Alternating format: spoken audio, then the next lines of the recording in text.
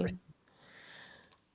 Welcome, my friend, to the virtual WDW Rodeo table, couch, monorail, seat at the boathouse, wherever you are and wherever you are most comfortable, whether you are walking right down the middle of Main Street, USA, if you're driving to work, dreaming of cabanas like me, or just counting down the days until your next trip. This segment is for you, by you, and because of you. And after more than 20 years, and now actually this one, 850 episodes, WDW Radio has never been just a podcast. It really is more about community and conversation and a shared adventure. And today, I get to share part of this adventure with someone who's been part of the story since almost the very beginning. She's not just a friend, she's family. She's traveled the world with us, sailed almost all of the 7 seas with us, and survived countless recordings with me. She is the Dory to my Marlin, the Vanellope to my Ralph, the She-Hulk to my Daredevil, and yes, the Roz to my Mike Wazowski. Even if she's always watching, I just have a feeling that she is. She is my trusted travel buddy, dream enabler, and official partner in magic. She is Becky Menken from MEI and Mouse Fan Travel. Welcome. I really love the Dream Enabler one. I might have to hold on to that. Wait, this is 850? It's 850. How did that happen? I mean, technically, it's more than I've published more than 1,000 episodes. So if you look at your podcast feed, it's like 1,100 episodes because there's newscasts and stuff like that in there. But numerically, canonically, it is 850. So this. Well, congratulations. That says a lot. Either it says a lot or it says you're old. One or the other. But wow. Or that we've been around a long time doing this. And it was so important to me to have you on this somewhat milestone number, and you're like, you're old. I said we because, like you said, I've kind of been around since almost the beginning, but yeah, it's been a wild ride, and it's been a lot of fun with so much more to come. Yeah, there is a lot. And look, we talk all about making the most of your time and your vacation and your memories. And I don't recommend things lightly on the show, but you and your agents and advisors and Mouse Fan Travel has not just helped me and my family, but literally thousands of our friends in this community plan their vacations with the utmost care and expertise and personal attention and that little something extra. So thank you. Thank you for what you do for me and my immediate family and my extended family, and for being part of a good portion of these 850 plus episodes and lots of memories. My pleasure. And lots of chicken tenders and lots of food and lots of whatever we have indulged in over time doing research. Obviously, it's research. It's probably in an unhealthy way. I dream about the chicken tenders on the Disney Cruise Line. I know. We are going to do a blind taste test of chicken tenders. We're going to get it from room service and from the Deck 11, and we're going to bring them to you. We're going to see if you can tell the difference. Every part of that sentence makes me happy. All right, but today, listen, we're going to dive into our friend who's sitting here at whatever table this is with us. We're going to maybe share some stories. Maybe we're going to laugh a little bit. We're going to hopefully help you learn something new and hopefully make your next Disney adventure even more magical. So get comfy, get ready, and let's jump into this email segment together. The box is pretty much overflowing, right? Huh? The box has been overflowing. It's been a while. Well, listen, we've been answering emails together for these 18 plus years. And I didn't tell you this in advance, but we're going to try something new this week. No. No, it's too early in the morning for that. It's so funny. When we first got on, she's like, it's way too early and my mic's not working. I don't like my camera and the lighting is weird. I'm like, listen, stop making excuses. It's because something much more horrific is on its way. Got it. I like how you sort of put the disclaimer at the very beginning, no matter what is about to happen. Look, I am sincerely grateful that so many of you now I know share why you're your running stories and your memories and background information and so much great detail in the emails that you send. And I read, 20 plus years later, I still am the only person that has ever and will ever read every single email, Facebook message, DM, letter that comes in, anything myself. But I also know, and I appreciate so much of what you share, but I also know that I have, and I did a rough count, about 7 million emails to get to in the inbox. And I try to read them all in their entirety. Let's just say that in 18 years, I've never gotten to inbox zero in listener emails. So what I Shocker. did was something different, a little bit different this morning. And I went, I normally don't go. So normally what I do, Becky, is I literally just crack open the inbox and I will scan like subject lines or the first line and I'll just read it. And whatever happens, happens. And I think it not only makes it more authentic and real, and it helps sort of show, what we know or don't know. But, it's not like we sit there and do a lot of research for it. But this time, what I did is I But went AI through. did job, didn't it? You like threw No, AI no, at no. it and said, "Here, give I me the went. one with all the food." And yeah, No, well, most of them are bad. No, what I did was I went through them and I just pulled out the relevant questions because sometimes I'll get, and I'm grateful for it. Do not stop. Like 17 paragraphs of backstories, and sometimes they are very good wonderful and stuff. they are very Yeah. moving and they're very humbling. And I would be almost embarrassed to read some on the air, but some of them I actually saved because they mean that much to me. But I just pulled out the relevant questions to get to the heart, or really the answer that the listener, and hopefully you, because I think if one person has a question, other people have it as well, are looking for. So we're going to try something a little bit different. We've done lightning rounds in the past, but this time I've just gone in, I've extracted the question itself so we can get to the heart of the matter and see how many we might be able to get to in this segment. So Okay, buckle good up. luck with that. Let's see how that Well, because goes. I think in the past we sometimes spend half the time just reading the questions, which again I love and appreciate. But we're going to try something new this time and see how well it works, or if it is an absolute dumpster fire. And this episode never sees the light of day, which I've only done once before in all 20 years. I've only recorded one. No, I take that back. I've only recorded an episode and a half that I've never actually aired. And maybe one day I'll share those stories. All right. Huh, that's an So interesting story. maybe it is. Hmm. So, all right, we're going to try it. Buckle up. Let's get into it. The first question comes from Emma Caldwell, who basically says, "Should I choose?"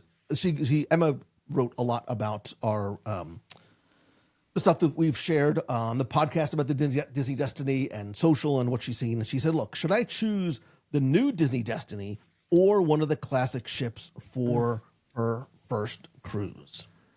She didn't give a lot of context, who she is, who she's going with, anybody else. So there's not contextually a lot I can use to help answer that. But just as a general, like if you get asked that question, Becky, and I'm sure that you do, would you choose the Destiny because it's the brightest, shiniest new object in the fleet? Or do you choose one of the classic or dream class ships? There are so many factors around that, though, because you have budget, because of course the new shiny object also comes with a new ship smell price.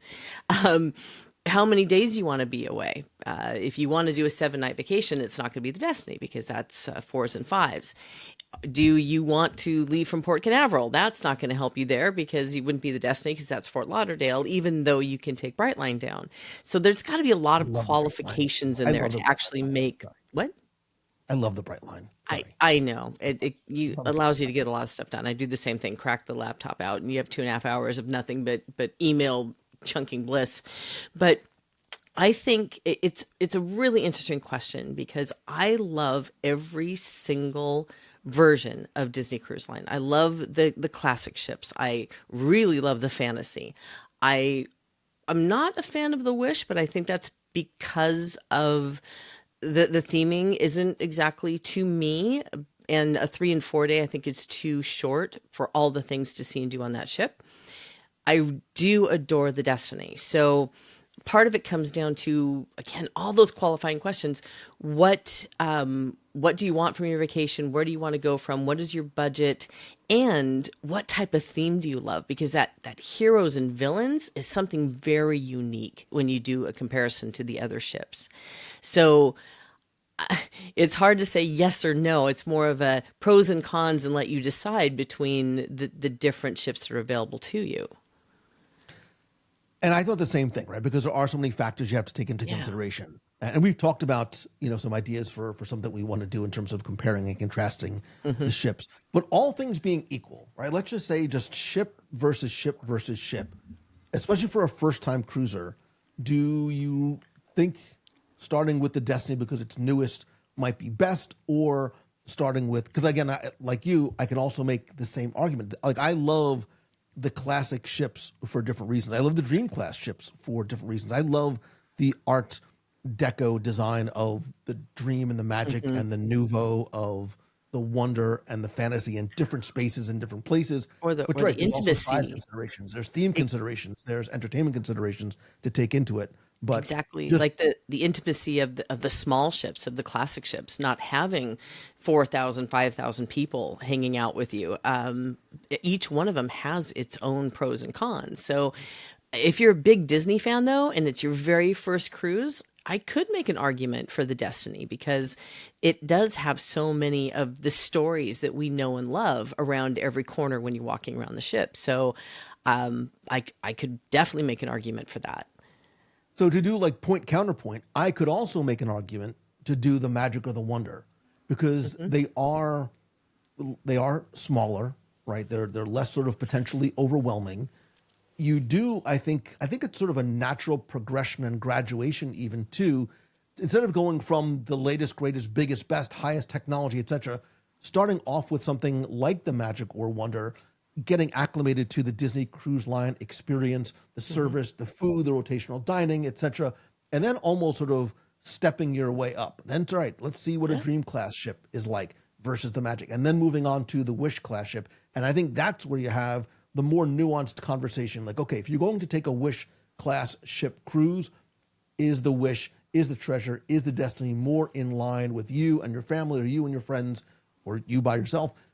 What you want from the experience? Do you want the princess fairy tale? Do you want the parks nostalgia? Do you want the heroes and villains? That's where you can sort of dovetail a little bit tighter exactly the type of experience that you have, especially having cruised on other ships that don't have such specific ship specific theming to each one. That's true. And I got to say, between the Wish Defense Treasure Fest. and Destiny, that is so important to know is that each one of them tells a different story. So even the choice between those three is not just by class; it's by the theme that you want to experience. But I have a better idea. Just contact one of my advisors at Mouse Fan Travel. We can sit and go through all of these questions that we're talking about and see which one is going to be the best fit. But I'm with you. I could argue it anyway for any of the three types of ships. Or just do back to back to back, do all three different classes of ships, and then you can decide which one is right Yeah, for you. that works too. Right. I think all is always the best answer All if you instead of having to one choose. after All right. another. We're moving on. We're going to move on quickly because again, the whole point was to go faster. All right. Maya Torres said she was talking about nostalgia and the sense of losing things as different experience and attractions come and go and change, and sometimes we lose some of our personal favorites, understanding why. But her question Mhm. basically is, what is one thing, Becky, you think Disney should bring back immediately? Now, she was talking at first about attractions, but she also sort of mentioned movies and things like that. So you can maybe interpret this question as broadly as you like. What is one thing that Disney should bring back immediately? There's one thing that snaps into my brain the minute you said that: Osborne Lights. I Wow. I want Osborne Lights back Yeah. more than anything because I think that what's so special about being at Disneyland or Disney World is during the holidays. It's my favorite time to be there because everything is brighter and lighter and the music is going and it brings you into that holiday spirit. But ever since Osborne Lights went away, it hasn't been as shiny as it used to be. Having that tradition of going down that street and watching the lights and hearing the music, that was so much of Christmas to me. And ever since Osborne Lights went away, I've never found another attraction or place to go in Disney World or in Disneyland that gave me that elevated feel of Christmas that I used to get from Osborne Lights. So please figure out a way, build a set, do whatever you need to do, but bring back Osborne Lights. That was easy for me. That's a great answer, especially, as we're recording this on December 3rd. It is incredibly timely. And I love the parks all the parks are special during the holidays, but there was something special about the Osborne Lights and that it was not a hard ticketed event and anybody could go. And Yeah. yeah, and it was a great, you talk about places that just feel more special and community driven and magical. Like there was something special about being in Disney's Hollywood MDM Studios during the Oswald Lights, trying to find the Black Cat and just seeing how year over year it was the same but always a little bit different, and the music and the nostalgia. That is a great, great, great answer, which I'm going to have a really tough time trying to equal or beat out. But that made me think of something else, not just in Hollywood studios, but around the parks. Bring back, taking off my glasses for effect, bring back the Streetmosphere characters. Oh, yes, Bring back please. the citizens of Hollywood. Bring back the citizens of Main Street, USA. There is something, without going down the COVID road that we lost, and things have come back. Some things are better, some things are different. But I think one of the things that is still this gaping hole for those that have had the opportunity to experience and meet and sometimes get to know those characters over the years, there's a little piece of the soul of the parks that is missing. Keeping in mind, too, that they are real people that lost their jobs, and that is Right. definitely part of the equation for me as well. But there was something about the spontaneity and the energy and the heart and the personal interactions that you could have with them.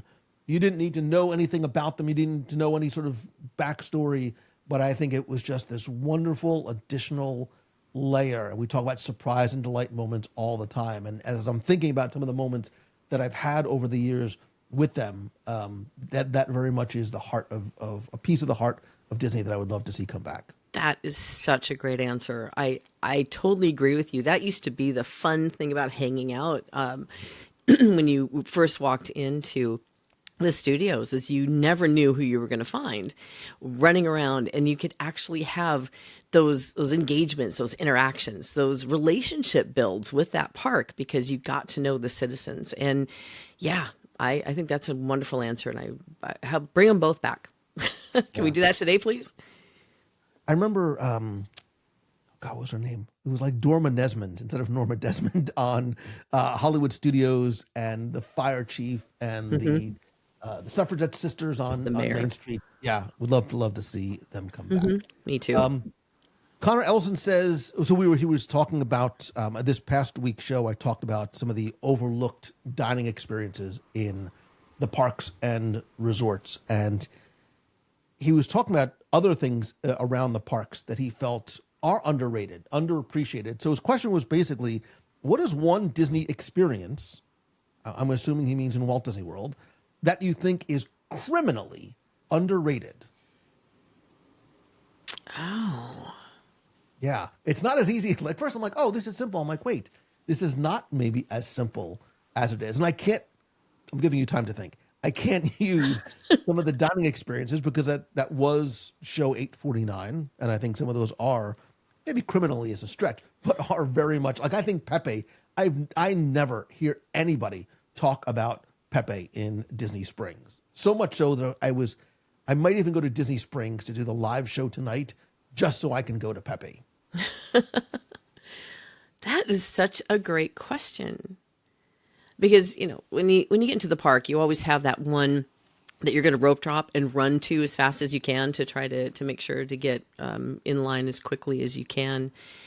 But there are attractions and experiences that you don't get that opportunity to do because you're too busy standing in line for the e-ticket attractions.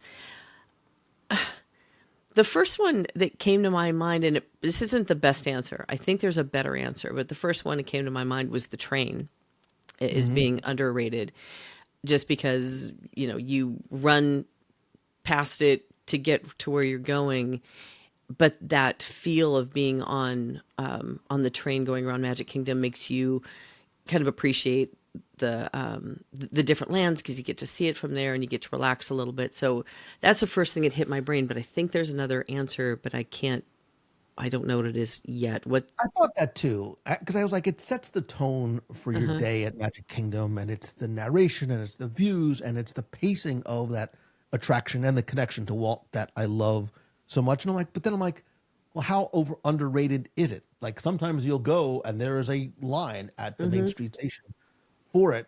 So then as I was quickly sort of bouncing around in my mind, going from park to park and trying to hit quickly the resorts, one of the things that stood out And I think now is a wonderful time of year to really enjoy some of these things. Are over at Disney's Animal Kingdom, the trails. And when I say Mm, trails, I mean like, and mm-hmm. I never see the Discovery Island trails. I think at Animal Kingdom are these quiet, lush, hidden pathways around the Tree of Life.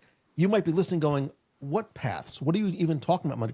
Exactly. That's there are these wonderful little like carvings and waterfalls and no crowds. And one of the things I think is even more so is when you first walk onto Discovery Island, we're so busy rushing to get to insert your favorite attraction here and try and beat the line, whatever it might be.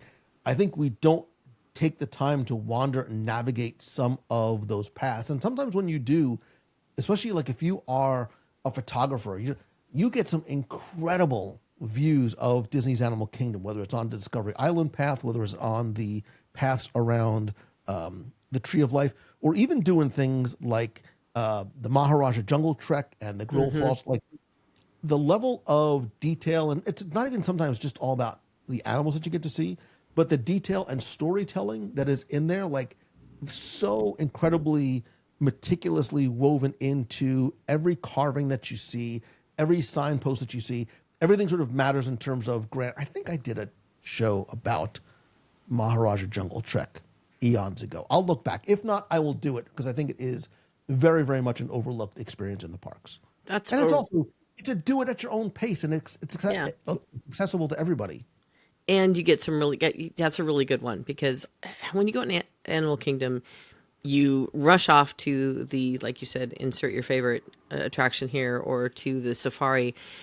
But some of the best times I've had in that park is just wandering around and trying to find the tigers and meandering around the trails and seeing what animals you run into. But honestly, it's been a while since I've done that. And I really enjoy it. So maybe you're right. Maybe that is it's definitely a better answer than the train, but I think there might be another one out there that we're not thinking of. That'd be an I'm interesting sure one there to is. like put out to the clubhouse to see what people would say. Yeah, and as we go through this, if you Mm. have answers to these questions of your own, you could either post it in the clubhouse at www.com/clubhouse, or if you want to be heard on the air, I'll play your voicemail at 407-900-9391. That's 407-900 You know, WDW1.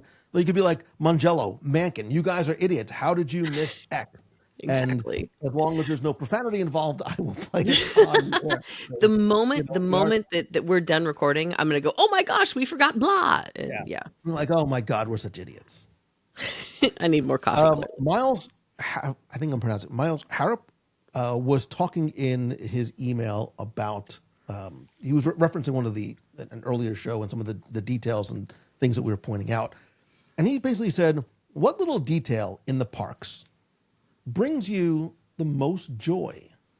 And I was like, aw, because like that's what it is. I do Hmm. love finding and discovering and more importantly, sharing those details. And sometimes you just see something and I'm like, this is it. Like this is one of those cool little details about Walt Disney World that just makes me happy. And what I like about this is there's no quote unquote right or wrong answer. It's just something that you see in the parks that might just make you happy. And I really, you know, again, I'm giving you time to think or ask ChatGPT. I started this journey writing trivia books about Walt Disney World.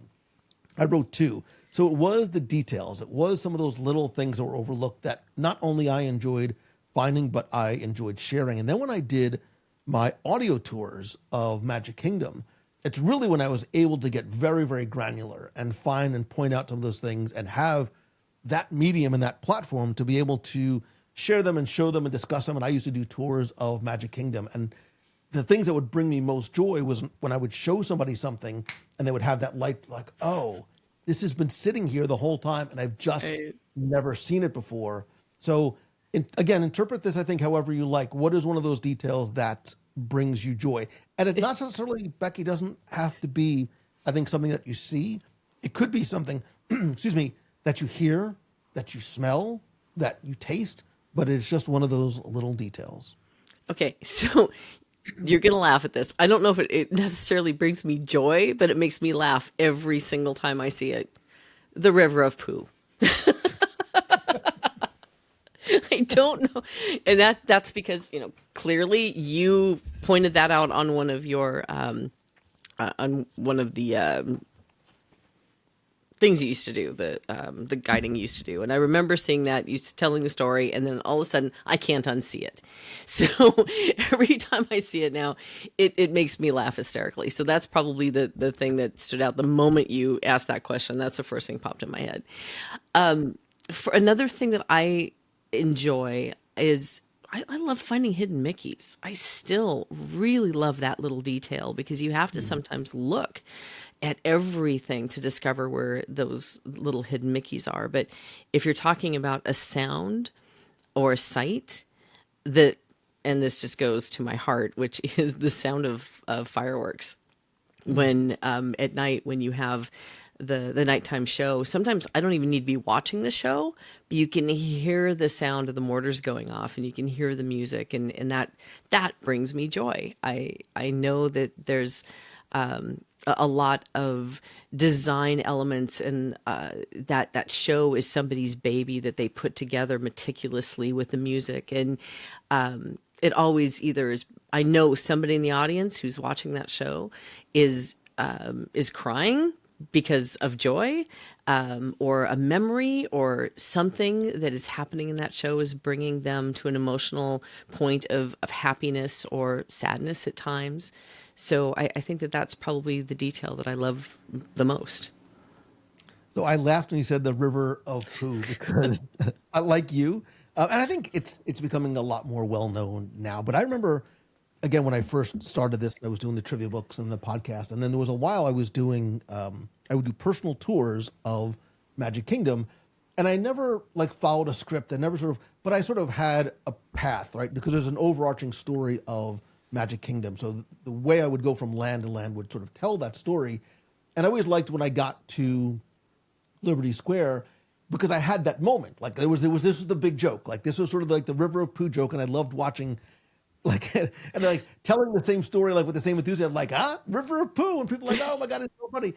And now I think it's sort of just it is very well known. But as you were talking, I'm like, well, this brings me joy, and that brings me joy, and I'm like, this is why I still love this place so much, because if I walk onto Main Street USA and it's the sound of the Dapper Dans or the clop clop of the horse-drawn trolley go by, it is the subtle background loops, it is the brilliance of forced perspective, it is Liberty Square. One of my favorite little details, again, things I would do on the audio tours or in person, is there's the little doll in the window in one of the house fronts on in Liberty Square, and there's this wonderful little story about why the doll is there, and it's one of those things that 99.9% of the guests walk Never by, know. Yeah. but that Disney puts there, and there is, while it's not written out somewhere, there is a story behind it.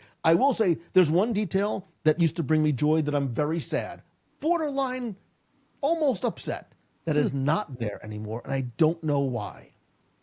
As long as we're going to hang out in Liberty Square, if you would go to Ye Old Christmas Shop, and if you went the entrance in on sort of the Liberty Tree side, next to the doorway, there used to be a heart, a light blue, like a powder blue heart-shaped sign that said Keppel, and it was 1787, 1789. And I loved it, right? Because it was timely and appropriate for what you might see in a house in the colonial Northeast during that time frame. And I loved Keppel because, again, 99% of people didn't know what it was, but it was an homage to Keppel Disney. I got to tell the story about the connection to Walt. It's gone, and I don't know why. Like, it's not replaced by anything. And I'm like, why did somebody take the affirmative step to take that thing away? Again, Interesting. 99.999% of guests probably didn't realize that it's gone or notice it when it was there. But it's one of those things that, it's like the ex-girlfriend. You don't know what you're missing until it's Until gone. it's And then, oh gone. my God, please bring you back. I miss and love you so much. I promise I'll be better. Can I throw in another one really quickly? Why not? For Disneyland, the Walt's apartment and looking up at the lamp.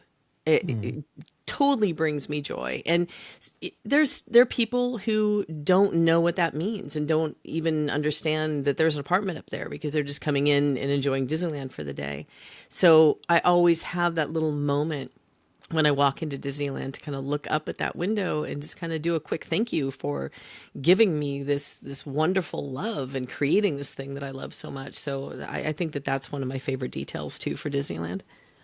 Yeah, I agree. And I don't remember what show it was, but we did a show years ago about finding Walt in the parks and all Yeah, the details and little tributes to Walt Disney. And I love the fact that those sometimes right in front of your face are there in the windows. and super obvious and should be there. And some of the other ones are a little bit more obscure and hard to Yeah, find. All you right, can keep let's going move on that on. because there's We're going to window. go I'm back. sorry, windows. That's okay. We need to go back to Disney, by the way. Okay, what is this is from Caleb Boss, who says, I was just talking about Disney Cruise Line.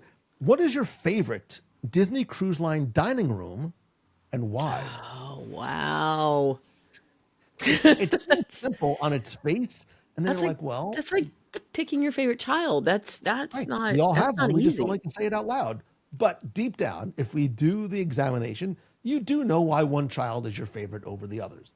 I'm only kidding. Not that my kids listening, it's fine. But if you know, see my kids, don't tell them I said it. Yeah, so your favorite dining room and why? It doesn't mean, and I like the way this is framed because it's not about what is quote unquote the best. It is Right. what is your personal favorite What do and I why. like? Now, Looking forward keep in to. mind, Becky, because I know your mind probably goes, well, we just got off the treasure with a group trip. We're getting ready to go on the Destiny again as a group. Those are there's recency bias there to a certain degree because we have, but go back and think to the magic and the wonder and think of some of those themed dining rooms and what might be, and maybe it's not even themed. Maybe it's just there's a dining room that you like because it's your favorite for one reason or another. You might say Palo. You might say Enchanté. You might not necessarily say one that is a themed room. Oh man! All right, this is hard, and it's not a recency bias for me because when you said dining room, I immediately thought of 1923, Mm, only because of all the detail in there and all the art and all of the nostalgia, which I really do enjoy from a dining room perspective. But then I can spin off into Coco. I love the show, but I also like the way it's set up, and it feels like you're outdoors, and it feels like you're in the middle of the movie. I Those are probably the two that came to mind first. But there's a lot of great dining opportunities and wonderfully themed rooms and places on board any of the ships. I could keep going. But I think those are the two that I would say I look forward to most when I sail, just because I like being in that area. Then again, I can go to the classic ships and Animator's mm, Palette because right. the very first time when you first walk in there and it's all black and white and you don't really understand what's going on when you first sail, and then all of a sudden everything starts turning into color, that has a big impact on me too. And I think especially kids for sure would enjoy that, even though it comes from 1998 and Mhm. 1999, it still has a lot of impact. I was gonna say, I was like, I'm gonna ruin your answer for you because I'm like, I thought the same thing, and I went right to Animator's Palette, Did you? Okay. and I went to Animator's Palette on the second night on the fantasy when it's the animation, and when you sort of get that placemat and you draw your own figure. Becky, I remember it like it was yesterday, Yeah. but it wasn't yesterday. The first time it was like I saw fire for the very first time. I'm like, I'm looking at like this is sorcery. How are they doing this? How are they taking my and the other few hundred people in here and putting our animations not just up on screen, but integrating them with classic Disney cartoons and animation and the music? I'm like, this is like a perfect moment. And it has stuck with me to that day. Wow. Now, I can't even, it has nothing to do with the food that's in there, but it had to do with the overall experience. But I do also love the food at Animator's Palette I do because you too. give me those little truffle persets and that rigatoni bolognese and. that is also a. No, I know. when you're talking about anime, I was talking about the ones on the Magic and the Wonder. So that's completely different than your answer. So it's interesting Oh that yeah, we yeah. All had, right. He's not Magic Owner. Yeah. So yeah, two different yeah. two different experiences in restaurants of the same name. I agree with you too about Plaza de Coco because again, it's not just the theming and the environment, but the food and the entertainment because it Hmm. really is a dinner show. I also Oh, feel that way about Tiana's place. Tiana's place is great. And I was also thinking Tangled. That's also a really good experience with a neat theming and great design. But yeah, you're right on Tiana's place because you do really feel like you're in the restaurant from the movie. I'm That's a going to lot of ruin it again fun. for you, What? lest we forget Remy. Oh, man. You know, we've done incredible things together, Becky, and I Yes, we don't have. know why. Although my recollection of that meal is slightly vague, I do remember it being like this is one of the best overall dining experiences I have ever had. That was really good. Yeah, the wine pairing helped, I think, throughout the way. But what was it, like 10 courses? And then just when you think you're done, they bring you the wheel of cheese. Oh, God, what I wouldn't give That for was the Wheel of Cheese. amazing. That was one of the We need best to, you know meals. what? We haven't been on the Dreamer Fantasy as a group in a We have long time. not. We might need to do that. Just we're going to call it the Wheel of Cheese Cruise,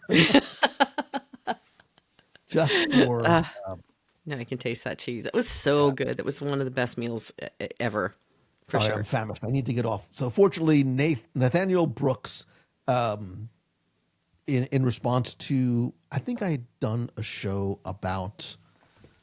I don't. I think he was writing about the Marvel. Sorry, the museum, the Star Wars museum, and some of the souvenirs and things that we bring home from the parks. And I'd asked a question about something, and he said, "What is the best Disney souvenir you've ever taken home?" So, what is the best Disney souvenir you've ever taken home from the parks? And I think I'm going to qualify this. I think this has to be something that you bought yourself, that Hmm. you treated yourself to, and you brought home, excuse me, from a Disney park. Easy. And it's hard to say that. Okay, this one is recency bias because I just put it on my Christmas tree. When my husband and I got married, the first year where our anniversary is December 6th, so it's always decorated for Christmas. And we went, actually, it was our honeymoon, sorry. We stayed at the Grand Floridian. And remember on the Christmas tree on the Grand Floridian, they had those big heart shaped mirrors, the huge ones. They had in the gift shop replicas of those mirrors. I And thought you said, remember those things they used to have on the tree? Well, they don't have them anymore because I stole one, and here it is. I took it home. No, they had these tiny replicas of those giant mirrors, and I bought two of those, and I have them put them on my Christmas tree every year, and it still is one of my favorite things that I bought in the parks and brought home, so I could remember that trip every single year when I look at it. So I would say that that's one of my favorites. So when I saw this question and I started answering it for myself, one thing quickly came to mind. I was like, okay, I'm happy I qualified it because I have things in my office Hmm. that I've had since I was a kid, from times that I went with my parents, but those don't count because it's the question was the best Disney souvenir that I've ever taken home. So I'm going to ask you to close your eyes because I want you to listen before you see it because I just pulled it off my shelf. Oh, You're not Becky, kidding. close your eyes. I'm telling you to Okay, close your fine. eyes. It's fine. It's cameras. Just listen.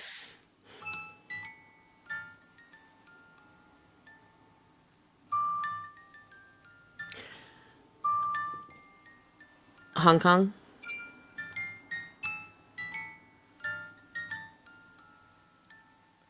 This It is. is the little music box from Mystic Manor in Hong Kong Disneyland. I am not, I was I'm not a right. sweets guy. I'm also really not a merch guy. You know, I don't really bring home a lot of souvenirs. Right. I instantly fell in That. love with the attraction, the characters, the storyline, and that music. This music box, which was like, it was like $35. It's super heavy. It's beautiful. Like it's actually like you can put stuff in there. I I remember just how think it is one of the excited you were when you coolest. found that. That I'm was still like, I excited. have to have this. I'm going to have this. I'm taking this home. I remember how excited you were, like a little kid. I still look how happy it makes me. I still am. I just think it's unique and different and just cool. And it doesn't. I love the fact that it doesn't say Mystic Manor on the side. It Hmm. doesn't. You wouldn't know what it's from unless you know what it's from. And I just sort of dig the whole aesthetic of it and the simplicity of it too. Like I love the fact that it's just a simple music box because I think there's a little bit of And it's probably cursed too, just so you know. childhood. It's what? It's It's probably probably what? cursed. It's probably It's cursed fine. because, Mystic Manor. The How yogurt, about the some frogurt is also cursed. It's from The Simpsons. So yeah, indeed. that's and I'm sure if I looked around, like I know that I have more, Yeah. but that's the first thing that came to mind. I think that's one of the cool. I definitely want. I'm going to put this question in the clubhouse and ask people to share the best souvenir that they have ever That's a brought really good home. one for sure. Has there been anything that you regretted not getting? I know your answer to this question, but it's been fixed. It has been fixed. Is there Yes, anything I and that was very regret sweet. not getting? Was There there been probably is something from Tokyo that I wish I would have gotten. And you know what? I don't. I wouldn't have regretted it, but it's very obviously you can't see it on camera right now because he's off to the side. Something that I got in Tokyo Disneyland that my son bought for me. He knows I'm a big Baymax fan. On the last day of our recent trip, our group trip there, he's like, "Oh, Dad, I have to run off to the bathroom," and he runs off, and I'm standing there eating my 17th popcorn of the night, and he comes back with this yeah. massive bag that's as big as he is, and my son's like 6 foot 17 inches tall, and he brought back this 4 foot tall plush Baymax, which I never would have bought on my own. I never would have thought anything like you bought me, and I still have it right back here. I don't know if you can see him. I have my little Little Baymax in his Max. little red D that you got me from Tokyo. But He's this, travel because size for your convenience. right, this was not. I had to walk around the rest of you should have seen me in line for 20,000 Leagues. No, for I was in line for Journey to the Center of the Earth with this huge bag and this giant Baymax that I was hugging, which is not weird in Japan because I was not the only person, but it's super meaningful to me because How did he you got get it that for home? me and it was such a surprise. How what? How did you get that home? I had to buy another like bag. Okay, so you I had didn't to like buy buy a like seat and sit, I sit him did. next to you. I had to go to um where did I go to get it? Oh, right, because we stayed. I had to go to Don Quixote, and I had to buy the largest duffel bag that they had. Which looked almost like a coffin, and sort of kind of was because I just like laid Baymax in there. Poor Um, Baymax. Poor Baymax, but he's hanging out, and he's my buddy, and he's huggable. That's So, cool. Okay. all right, all right. A couple more questions before we go. Let me see.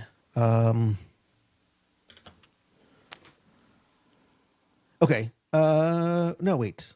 Hold on. You know what? I actually Free asked screening now. earlier today. I went into the WW Rodeo Nation group. We have a private group on Facebook, and I asked them if they had any questions that they might want to have answered on a show. And I think this one, oh no, there's a couple of really good ones in here. Okay. This first one comes, this is perfect for Becky. This one, Uh-oh. it's from Erica Manning, and she says, "What are your favorite non-park spots for an appetizer or drink crawl?" Oh.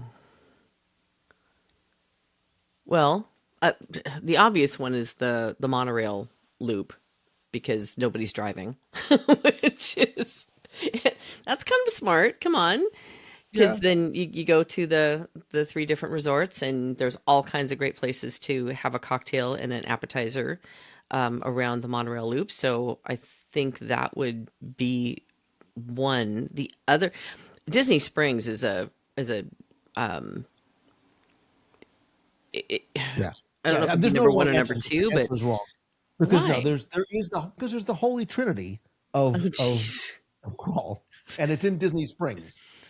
Ah, well, I said It's Disney Springs. it is the boathouse. Yeah. It is Jock Lindsay's, you'd have to include Jock Lindsay's. I wasn't even. I said Trinity.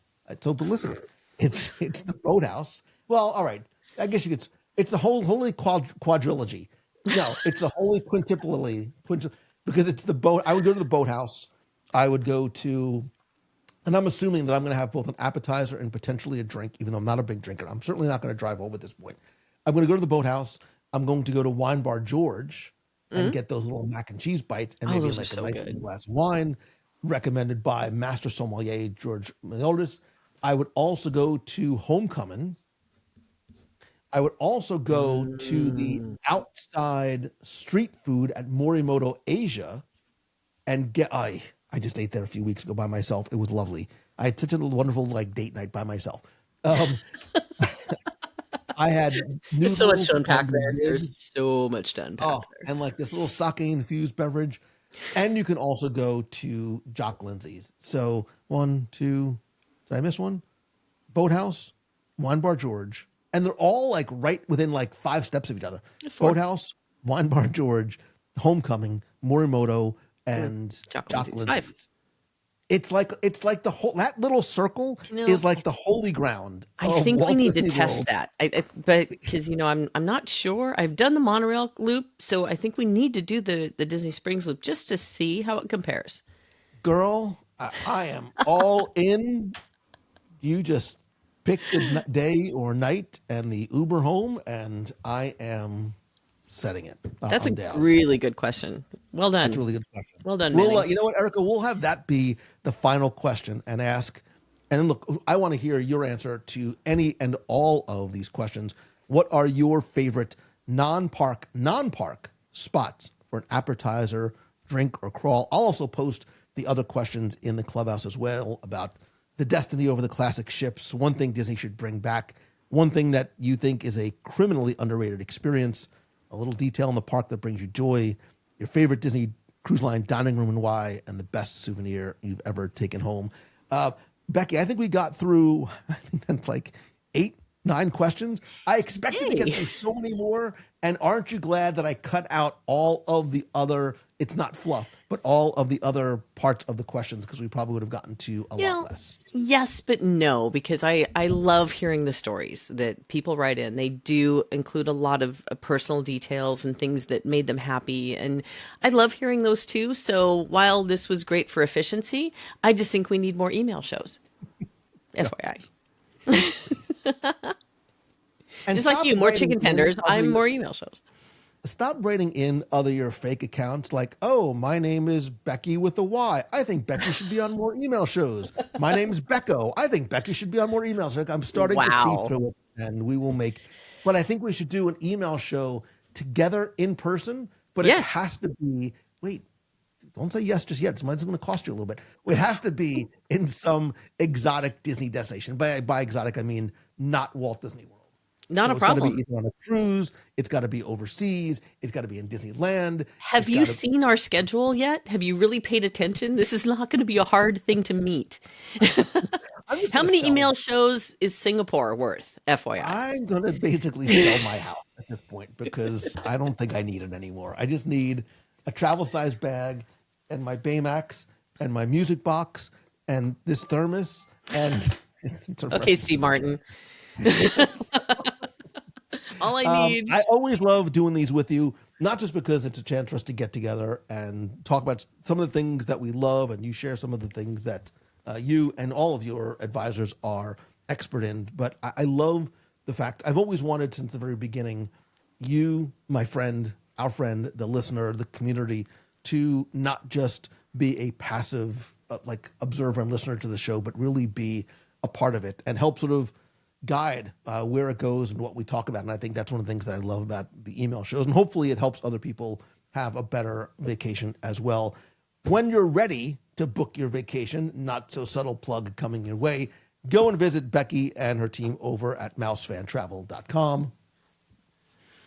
Absolutely. We are here to help you, not only for your Disney, we do everything but around Disney as well. We can do pre or post cruise. We can take care of any of your vacation planning needs. We also have a self book cruise engine called Book, MEI cruise.com, where you can go in, you can hold your Disney cruise, you can pick whatever you want to do in terms of your cabin, but then you have our backing to help you to make sure you've got the best rate, the best deal, and our help. And it's all fee free. We charge no service fees for our services. It's very dangerous, Becky, because I find myself sometimes like late at night being sad and hungry for chicken tenders, and I'll go on and I'll just start comparing rates. And if there literally was like a buy it now, book it now button, I would be in serious trouble. There Like if there is was like there no, yeah, I There would is have a booked buy it it now, immediately. book it now. Oh You can no. book it Oh right no. there. You can actually just hold it if you want to, and then call me and say, "Is it okay? Do you think it's all right if I do 17 cruises in August?" I'm going to say, "Absolutely," because I am the chief enabler of your vacation experience. So let's do this thing.